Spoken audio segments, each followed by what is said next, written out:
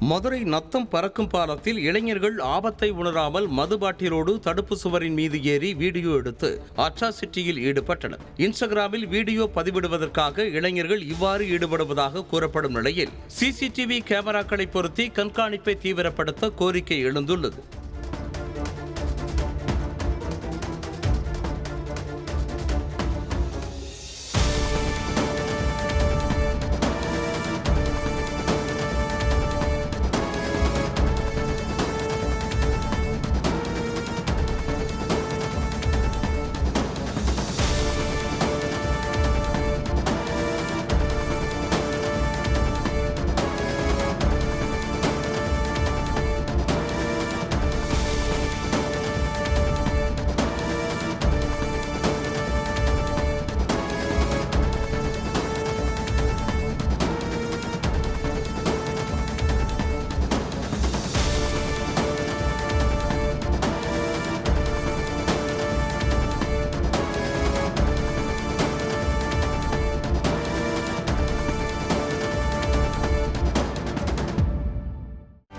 செய்திகளை உடனுக்குடனும் துல்லியமாகவும் தெரிந்து கொள்ள சப்ஸ்கிரைப் பண்ணுங்க.